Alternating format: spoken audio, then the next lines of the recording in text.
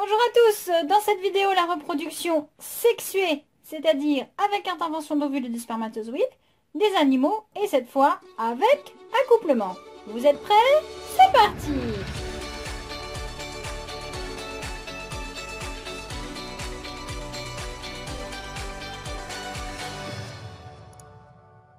Intéressons-nous maintenant aux oiseaux qui pratiquent également l'accouplement. Si nous regardons la position des organes reproducteurs, nous avons ici les deux organes qui fabriquent les spermatozoïdes, c'est-à-dire les testicules. Chacun possède un canal qui débouche sur une sortie qu'on appelle le cloaque. Il n'y a pas de pénis chez les oiseaux. Donc on a une sortie chez le mâle, une ouverture chez la femelle. Le mâle et la femelle vont mettre en contact à ce niveau-là les deux ouvertures, l'ouverture du mâle, l'ouverture de la femelle, hop, ça se touche, c'est tout. Et donc les spermatozoïdes vont remonter à l'intérieur de l'appareil reproducteur de la femelle pour arriver jusqu'aux ovules. Alors, les ovules sont fabriqués par l'ovaire, c'est-à-dire l'organe reproducteur de la femelle. Voyons plus en détail à quoi ressemble un ovule, puisqu'on sait que la poule va pondre des œufs même si elle n'est pas fécondée par un mâle. C'est qu'en fait, elle va fabriquer régulièrement des ovules et elle va les éliminer même s'ils ne sont pas fécondés. Voici en gros plan les cellules reproductrices des oiseaux mâles et femelles. Nous avons donc chez le mâle un spermatozoïde qui a une forme beaucoup plus pointue et allongée que chez les mammifères, mais qui possède également son flagelle pour nager. L'image ici a été grossie plus de 1000 fois au microscope. Chez la femelle, dans l'ovaire, donc nous sommes là à l'intérieur de l'organisme, vous avez ici l'ovule et vous reconnaissez le jaune des œufs. Donc voyons plus en détail de quoi est constitué un œuf. Essayons de comprendre. Qu'est-ce qu'un œuf de poule? Comment est-ce qu'il est structuré? Alors déjà, on a des œufs qui proviennent d'un élevage. Donc qu'est-ce qu'on va dire? Que ce sont des œufs en fait qui ne sont pas des œufs. Ce sont des ovules. Dans les élevages, il n'y a que des femelles. Il n'y a pas de coq. Donc il n'y a eu aucune fécondation, ce qui veut dire que ça, c'est un ovule qui est sorti. Il faut savoir que donc la poule évacue ses ovules quoi qu'il en soit et que les ovules s'entourent de la coquille calcaire au fur et à mesure de l'avancée dans l'oviducte. Alors on voit qu'il y a des coquilles qui ont des taches, d'autres non. Aucune importance, ça n'enlève rien à la valeur nutritionnelle de l'œuf. Si on regarde la forme générale des œufs, il y a toujours une partie un peu plus large et une partie un peu plus pointue. Donc on va essayer de comprendre pourquoi il y a une telle différence dans la forme de l'œuf. On va donc déjà ouvrir un œuf. Eh oui, comme en cuisine, en coup sec. Hop, on casse, on ouvre délicatement. Voilà. Donc ici, dans les coquilles, les morceaux de coquilles, on distingue très bien que sur le côté qui était large, on a une poche avec de l'air. Cette poche à air, en fait, c'est un peu le poumon du futur poussin. C'est ce qui permet au poussin de respirer. Il faut savoir que la coquille est perméable à l'air, elle laisse passer l'air. Comment cette poche peut être formée? Tout simplement parce qu'il y a dans la coquille deux membranes. On va voir ça de plus près. Ici, j'ai des petits éclats de coquille qui semblent tenir dans le vide. En fait, ils ne tiennent pas dans le vide. Si je les enlève, j'ai la fameuse peau. Vous savez, quand vous mangez les œufs durs, on dit qu'il faut enlever la peau, ça gêne là. J'ai dégagé ici un peu de membrane, donc je vais tirer dessus. Elle se déchire assez facilement. Je suis en train de décoller une membrane et regardez, j'ai la poche à air qui est en train de s'ouvrir. Et j'ai une autre membrane qui est dessous, qui est elle collée à la coquille. Donc je vais essayer de la décoller. On la voit un peu cette deuxième membrane ici. Là, voilà, elle est en train de partir, d'accord? Donc on a deux membranes finalement qui vont se décoller uniquement dans la partie basse de la coquille pour créer la chambre à air. Pour ceux qui ne sont pas convaincus que la coquille est perméable à l'air, c'est-à-dire qu'elle laisse passer l'air pour que le poussin respire, on va faire une petite expérience. J'ai mis de la lumière en arrière de ma coquille et vous voyez tous les petits trous là? On se croirait dans un planétarium. Ben voilà, la coquille elle est poreuse et elle laisse passer l'air. Intéressons-nous à ce qu'il y a donc dans un œuf, c'est-à-dire un ovule ici. Nous avons le jaune qui est une réserve de graisse. Nous avons deux blancs, en fait, le blanc qui est riche en albumine, une protéine, et le blanc riche en eau. Donc si on regarde le jaune d'un peu plus près, on va distinguer de chaque côté ce qu'on appelle des chalases. Donc ici à droite, on le voit très bien. C'est une sorte de tortillon, donc il y en a un en dessous, un au-dessus. Et ils ont pour but de maintenir l'œuf en place au centre de la coquille.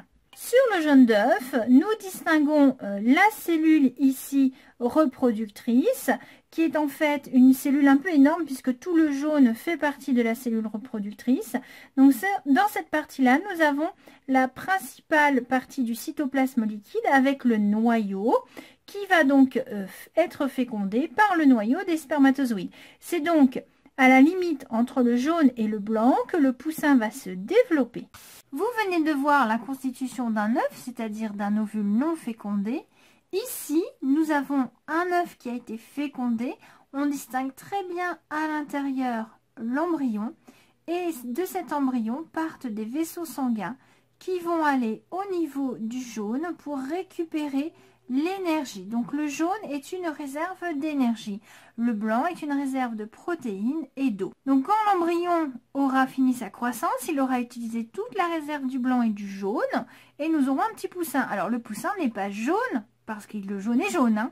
Le poussin est jaune parce que c'est sa couleur naturelle. Certains poussins sont noirs et d'autres marrons. D'accord ? Faites attention à ça. Nous pouvons dessiner maintenant le cycle de vie de la poule. Donc le cycle de vie démarre par deux individus, mâle et femelle. Dans le cas des oiseaux, il va y avoir un accouplement, c'est-à-dire que le mâle va mettre en contact son cloaque, c'est-à-dire l'ouverture de sortie avec celui de la poule, et va libérer à l'intérieur de l'organisme de la femelle des spermatozoïdes. Voilà, hop, ce sont les gamètes mâles. Ces spermatozoïdes vont remonter l'appareil reproducteur de la femelle pour rencontrer un ovule. La rencontre des deux avec un seul spermatozoïde qui rentre dans l'ovule, ça s'appelle la fécondation. Donc chez les oiseaux, nous allons obtenir donc un œuf. Alors bien sûr, nous avons une cellule œuf qui va devenir un œuf. Cet œuf, lui, va être pondu, il va être couvé dans un joli petit nid.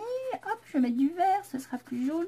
Voilà. Donc pendant 21 jours, la poule va s'asseoir sur l'œuf, sans l'écraser bien sûr, elle va le chauffer. Donc c'est ce qu'on appelle la ponte. Elle l'a pondu, elle le chauffe. Et puis au bout de 21 jours, le petit œuf donc a contenu une cellule œuf qui s'est développée en un petit organisme qui ressemble directement à ses parents et qui est le poussin. Et le poussin, lui, il sort de l'œuf, ça s'appelle l'éclosion. Et bien sûr, ce petit poussin maintenant va grandir pour devenir soit une femelle, soit un mâle. Intéressons-nous maintenant à la reproduction des mammifères. Nous avons ici l'exemple du cerf et de la biche. Donc nous avons l'accouplement qui est en cours de réalisation où le mâle a sorti son pénis. Alors le pénis n'est pas sorti en permanence. Hein. Quand le pénis est sorti, ça s'appelle une érection. Donc le pénis en érection va rentrer dans l'orifice de la biche. Si on met ça sous forme de schéma, donc au moment de la pénétration, les spermatozoïdes fabriqués dans le testicule vont remonter dans le canal qui traverse le pénis et vont aller se déposer donc au fond du vagin de la femelle. Et à ce moment-là, les spermatozoïdes vont traverser l'utérus, remonter les trompes pour se rapprocher au maximum de l'ovaire. Nous avons un gros plan de ce qui se passe ici dans l'appareil reproducteur. Donc vous avez le pénis. Ici, c'est le vagin de la femelle. Libération des spermatozoïdes. Les spermatozoïdes sont constitués d'une tête et d'un flagelle qui va bouger, qui va permettre aux spermatozoïdes d'avancer et de nager dans le liquide produit par l'organe reproducteur mâle qu'on appelle le sperme. Donc les cellules reproductrices vont remonter l'appareil reproducteur de la femelle jusqu'à ce qu'il rencontre une cellule reproductrice femelle, c'est-à-dire ovule. Et à ce moment-là, on aura fécondation. Donc la fécondation ayant lieu à l'intérieur de la femelle, nous sommes dans une fécondation interne. Les spermatozoïdes ne sont pas tout seuls à arriver au niveau de l'ovule. Donc nous avons ici l'ovule, c'est-à-dire la cellule reproductrice femelle. Et tout autour, nous avons une enveloppe de protection que les spermatozoïdes vont devoir franchir. Donc ici, nous avons une observation qui a été faite au microscope, qui a été grossie 400 fois. Et il faut savoir que sur la tête des spermatozoïdes, il y a une poche ici qui contient ce qu'on appelle des enzymes, des petits ciseaux moléculaires. Quand le spermatozoïde va atteindre la paroi de protection de l'ovule, les enzymes contenues dans son acrosome vont être libérées et on va avoir une fracture de la paroi. Alors les premiers spermatozoïdes vont libérer l'acrosome, ils vont fragiliser la paroi jusqu'à ce qu'il y en ait un qui réussisse à passer et un seul, je dis bien un seul. Alors ce n'est pas forcément le premier spermatozoïde à réussir à fragiliser la paroi qui va réussir à rentrer. En fait, tous les spermatozoïdes attaquent la paroi, vont la fragiliser jusqu'à ce qu'il y en ait un qui réussisse à passer.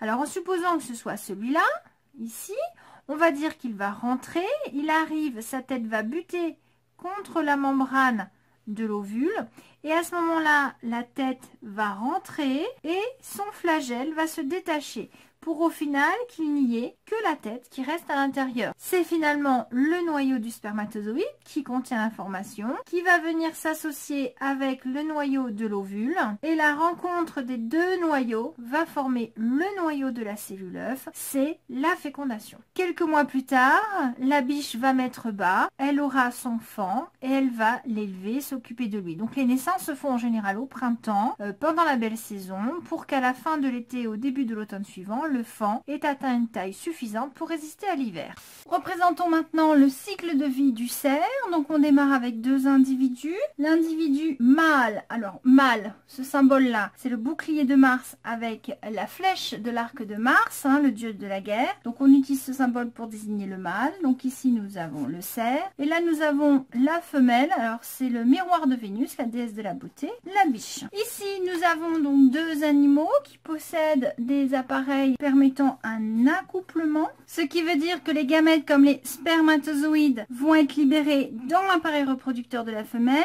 et vont remonter dans le circuit pour retrouver les gamètes femelles, c'est-à-dire les ovules. Un seul spermatozoïde rentrera dans l'ovule, c'est la fécondation. Alors la fécondation est donc ici interne puisqu'elle se passe à l'intérieur de l'organisme et elle va donner une cellule œuf. Cette cellule œuf ne va pas développer de coquille, elle reste à l'intérieur de l'appareil reproducteur de la femelle. Nous allons avoir un placenta qui se met en place, il permet les échanges d'oxygène, de nutriments entre la mère et son petit que nous on a dessiné ici et qui s'appelle un fœtus. Le fœtus donc va grandir. C'est ce qu'on appelle la gestation. Et une fois la période de gestation terminée, nous avons la naissance qui va donner un petit faon ici. Hop, là, je dessine bien. Celui qui se moque de mon biche, de ma biche et de mon cerf, là, il se débrouille, il essaye de faire mieux quoi. Voilà, donc là nous avons le faon. Et donc le faon va avoir une période de croissance, puis de maturation sexuelle pour devenir soit une biche, soit un cerf.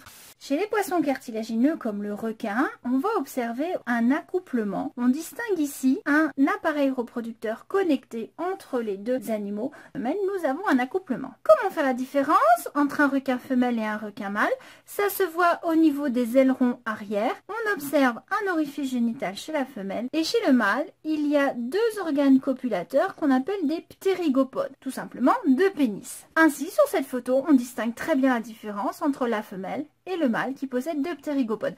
Donc les deux ptérygopodes vont s'introduire chacun leur tour, l'un après l'autre, dans l'orifice génital de la femelle pour déposer les spermatozoïdes. Donc ici nous avons un requin, regardez à l'arrière, il n'y a rien, c'est une femelle.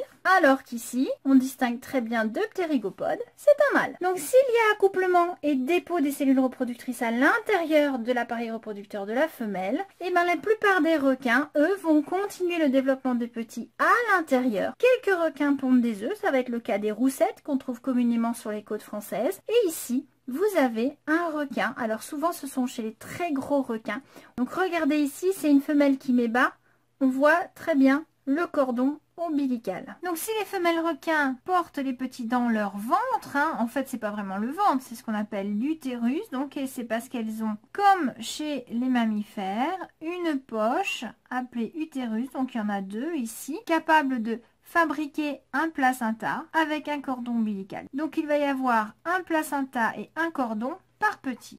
Quand il y a reproduction sexuée chez les animaux, il faut donc rapprocher les cellules reproductrices et pour cela les animaux ont différentes tactiques. Là chez une araignée, vous avez ici le mâle et là la femelle. Vous voyez que la femelle est beaucoup plus imposante que le mâle et si le mâle s'approche, la femelle va le dévorer. Donc pour ne pas se faire manger, le mâle apporte une offrande, donc une mouche, un insecte qu'il aura capturé et pendant que dame mange, lui hop, il va passer derrière et hop, il va la féconder. Chez les papillons, il va s'agir de rapprocher les mâles et les femelles. Ici, nous avons un bombix et vous voyez que le mâle possède des antennes très développées, très plumeuses, qui sont en fait capables de filtrer l'air et de sentir, de récupérer les odeurs, les phéromones libérées par la femelle papillon. Ainsi, il va pouvoir la détecter plus d'1 kilomètre à distance et la retrouver. Certains animaux vont effectuer des parades nuptiales, comme ici le paon mâle qui possède une queue magnifique. Il va déployer ses plumes, bien les étaler pour séduire la femelle. Parmi les parades, on va compter le brame du cerf. Donc chez les mammifères, il y a souvent des combats, mais également des chants pour attirer la femelle. Chez les oiseaux, il y a bien sûr les parades nuptiales, mais également un système d'attraction par les couleurs. Ici, vous avez une frégate qui va gonfler une peau rouge qu'elle a sous son bec et elle va s'en servir pour chanter et attirer les femelles. Certains animaux ont trouvé une autre méthode pour attirer les femelles. C'est le cas des vers luisants. Donc ces vers luisants, vous en voyez un ici, là. Et bien la nuit, on voit ça commence à briller là. Il est lumineux. Il va produire de la bioluminescence, c'est-à-dire de la lumière fabriquée par un organisme biologique et ça va permettre d'attirer les femelles.